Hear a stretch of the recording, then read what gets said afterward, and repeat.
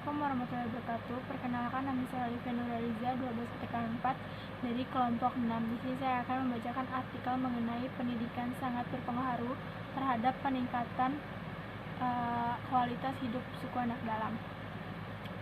Sebuah tulisan sangat penting bagi setiap makhluk hidup di dunia, salah satunya itu sebagai kita sebagai manusia.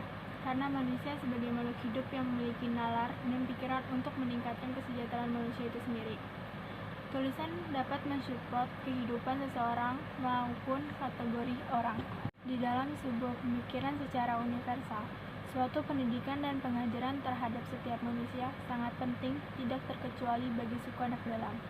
Suku anak dalam sangatlah membutuhkan pengajaran yang cocok untuk dapat meningkatkan kesejahteraannya dalam menjalani kehidupan. Terkait pembelajaran tentang analisis data yang dilakukan secara literatur, ditemukan sebagai persoalan mengenai minimnya pengajaran di tingkat suku anak dalam.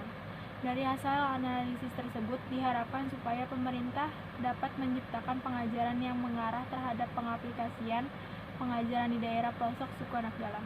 Negara Indonesia sangat kaya dengan tradisi dan banyak sekali etnik memiliki kebiasaan dalam berbagai kehidupan sehari-hari.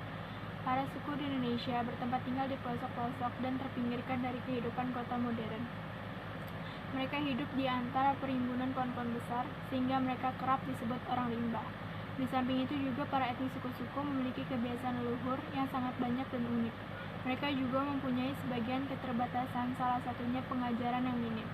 Kurangnya penerapan dan pengaplikasian pengajar di pelosok ini memungkinkan terjadinya kesenjangan pengajaran sehingga memunculkan tertinggalnya orang rimba dalam dunia pengajaran. Karya tulisan adalah salah satu komponen dari hak asasi manusia yang semestinya terpenuhi. Selain menjadi komponen dari hak asasi manusia, pengajaran juga yaitu salah satu elemen penting di mana suatu kesuksesan dan kemajuan negara diukur oleh seperti apa pengajaran di negara tersebut. Oleh karena itu, tiap-tiap warga negara Indonesia mempunyai hak untuk memperolehkan belajar sebaik-baiknya dengan didorong oleh sarana dan prasarana yang cocok, sehingga dimanapun mereka berada semestinya dapat dijangkau oleh fasilitas pengajaran yang cocok sebagai hak-hak asasi bagi mereka. Tulisan yaitu pengetahuan yang semestinya dimiliki oleh tiap-tiap orang karena pengajaran yaitu modal utama manusia dalam menjalankan kehidupan sehari-hari.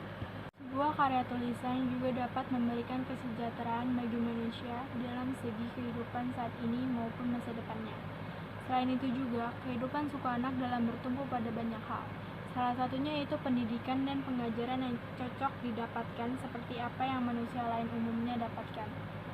Negara Indonesia merupakan negara dengan ribuan suku bangsa, di mana masing-masing daerah saling memberi pengaruh dan diberi pengaruh oleh kebudayaan daerah lain atau kebudayaan yang berasal dari luar. Salah satu kebudayaan tersebut yaitu suku anak dalam yang bertempat tinggal di daerah Jambi dan Sumatera Selatan.